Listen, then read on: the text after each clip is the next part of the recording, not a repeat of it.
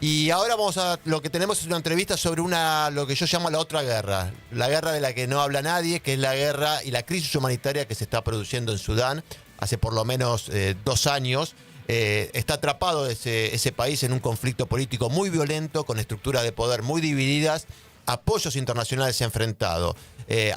Además y sobre todo hay una enorme crisis humanitaria de la población de la que muy pocos hablan y por eso nosotros nos queríamos detener en este tema.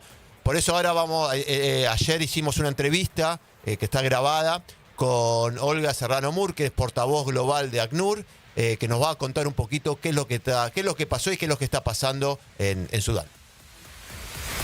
Olga, la primera pregunta que quiero hacerte es, bueno, en Sudán casi 13 millones de personas ya han dejado su hogar debido a este conflicto, ¿verdad?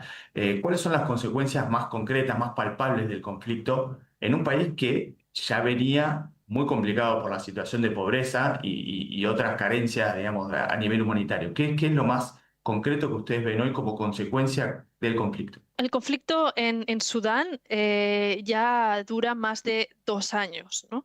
Entramos en el tercer año de este conflicto a mitad de abril de este año. Y en esos 2 años se ha convertido en la crisis de desplazamiento más grande del mundo, superando a la crisis siria, tan solo en 2 años. Y en este tiempo tan breve, aparte de los horrores y la brutalidad del conflicto y el impacto que está teniendo en los ciudadanos, pues ha causado el desplazamiento de más de 12 millones de personas. Unos 8 millones están se han desplazado y siguen dentro de Sudán.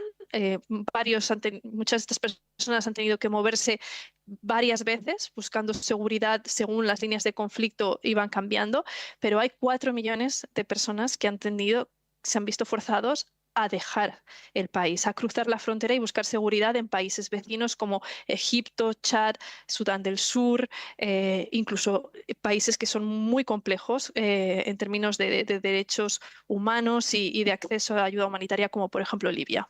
Porque encima Sudán había sido receptor de refugiados de países, de otros países de la región que ya estaban en conflicto, digamos. Ahora Sudán está expulsando a a esos que había refugiado y a los propios, obviamente. Ujú. Sudán era un país receptor de cientos de miles de refugiados de la región, principalmente de Sudán del Sur, y en este momento, 2 años después del comienzo de la guerra, todavía acoge a 800.000 refugiados. Y Claro, esos 800.000 refugiados están de nuevo sufriendo los horrores claro. de un conflicto, de la guerra y sufrir pues, por su vida, ¿no? Algunos de estos refugiados, por ejemplo, de Sudán del Sur, se han visto obligados a volver a Sudán del Sur, pero no porque la situación en Sudán del Sur haya mejorado, sino pues porque tenían que huir Claro, del conflicto y de los ataques dentro de Sudán. claro. Y entonces, esa es un poco la dinámica que estamos viendo y los horrores a los que se están enfrentando la población civil, que más de 2 años después sigue sufriendo ataques en algunas zonas de Sudán a diario, como por ejemplo en Darfur o en la región de Kordofán. Y continuamos a ver personas que salen de Sudán buscando seguridad en los países vecinos cada día. Claro. Bueno, un poco sobre eso es la siguiente pregunta. Más yendo al trabajo de campo, a las sensaciones y a lo que perciben vos, tus compañeros en ese trabajo de campo, ¿qué es lo que más les sorprende o conmueve a diario, digamos, Juan, en el trabajo de campo que hacen en Sudán, en el territorio, digamos, en la interacción con la gente? ¿Qué es lo que más los conmueve? Bueno, una de las características de este conflicto es la brutalidad contra la población civil. O sea, los hombres, mujeres, niños y niñas que se han visto obligados a huir, a cruzar la frontera, a dejar sus hogares, nos cuentan historias que son espeluznantes de ataques brutales, masacres. Muchos de ellos han visto con sus propios ojos cómo vecinos, amigos o familia directa han sido ejecutados, como decía, delante de sus propios ojos. Los niveles de violencia sexual, sobre todo contra mujeres y niñas, son increíbles. Los testimonios de los refugiados en países, sobre todo como Chad, donde llegan las personas que están huyendo del conflicto que continúa hoy en zonas de Darfur, de la región de Darfur, nos dicen que viven en miedo constante. En un miedo constante porque, aunque ya han dejado atrás ese temor, muchos de ellos siguen en zonas de frontera porque por diversos motivos, y podemos hablar más adelante, no hemos podido ofrecer la protección mínima de desplazar a esas personas que se encuentran en la frontera de Sudán a otros campos de refugiados más en el interior de Chad, donde hay más servicios y pueden encontrarse con mayor seguridad.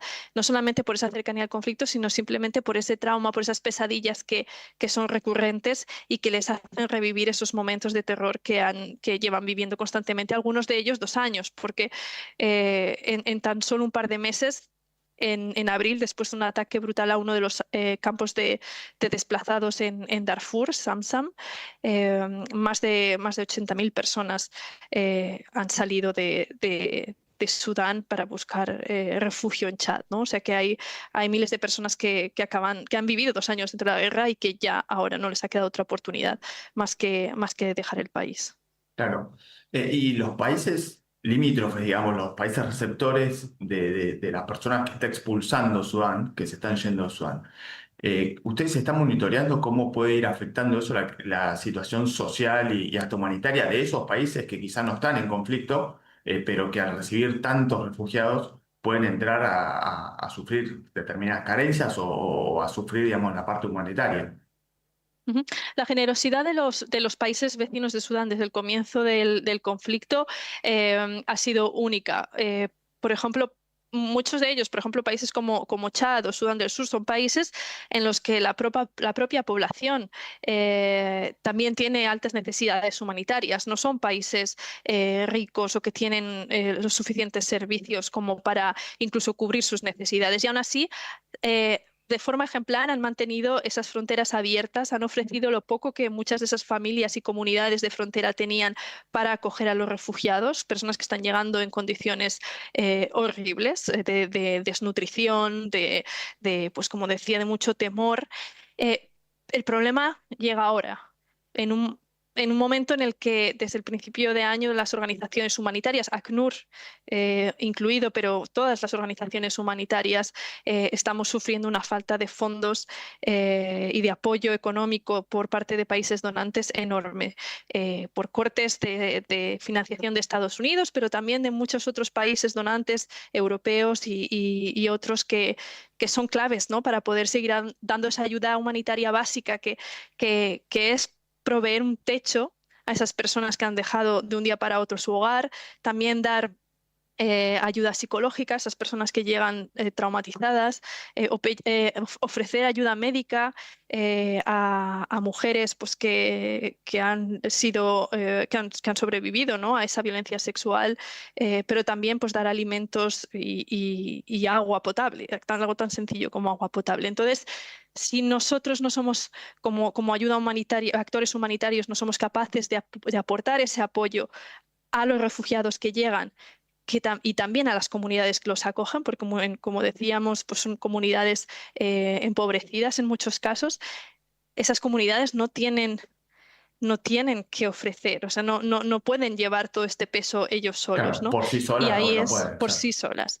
Y ahí es donde empieza el riesgo, ¿no?, de que sí que se creen tensiones con las comunidades de acogida por los mínimos recursos que están disponibles en algunas de estas zonas remotas donde llegan los refugiados. Y de ahí que continuemos haciendo llamados a que se apoye a las organizaciones humanitarias de esos países que están siendo generosos, que están llevando el peso, ¿no?, de las consecuencias de esta guerra que la comunidad internacional no consigue terminar y bueno, pues es ese apoyo que se necesita urgentemente.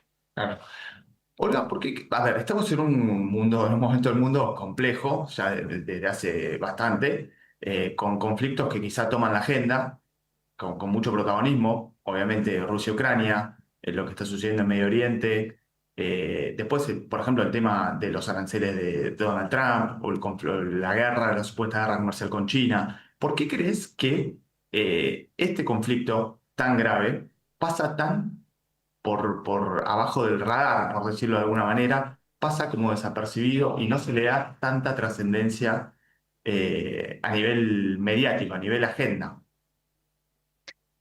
Es muy difícil saber realmente por qué hay algunos conflictos que realmente consiguen atraer la atención de los medios de comunicación y la atención política y otros pasan desapercibidos, ¿no? Como este, a pesar de las dimensiones y la brutalidad y las consecuencias en la población civil, ¿no? Nadie habla de Sudán o muy pocas personas, solamente es personas especialistas y periodistas muy comprometidos que realmente entienden lo que significa o lo que implican las consecuencias de esta guerra, están dando cobertura de manera muy profesional a este conflicto. Los motivos pueden ser varios. Hay unos que, pues, a veces países en África y crisis como Sudán se perciben como crisis que no terminan nunca y y se crea un poco esa apatía o, sí, Como que los dejan como, correr el conflicto, es decir, total, sí. mucho no podemos hacer, que corra. Sí, se genera una apatía como diciendo, bueno, de todas maneras, ¿qué solución tiene? No siempre están en Claro. guerra, algo que no es así. Pero también creo que la lejanía, ¿no? Esa percepción de lejanía de que, bueno, lo que sucede en Sudán no me afecta a mí. Y ahora lo estamos observando, ¿no? Pues cada vez hay un mayor número de sudaneses que están llegando a través del mar hacia Europa. Son cifras que se han aumentado desde el principio del año. Son crisis al final que, por ejemplo, en el caso de Europa, están rodeando el continente europeo y que pueden llevar a desestabilizar una región, y no solamente Sudán, sino toda la región, y las consecuencias se pueden sentir más allá. Y las consecuencias de esa falta de interés o de importancia que se le da a este tipo de conflicto, al final las consecuencias las sufren los sudaneses, las personas, los civiles que están impactados por esta guerra en la cual se han visto atrapados, ¿no? Y las consecuencias vienen de distintas formas, pero una de ellas pues es eso, si no hay atención mediática, si no hay atención política, si no se hacen suficientes esfuerzos, la guerra continúa, las personas siguen muriendo sin que nadie Claro, hay lo sepa. muy poca No hay, presión para las partes para tratar de encontrar una solución al conflicto y acabar con la guerra.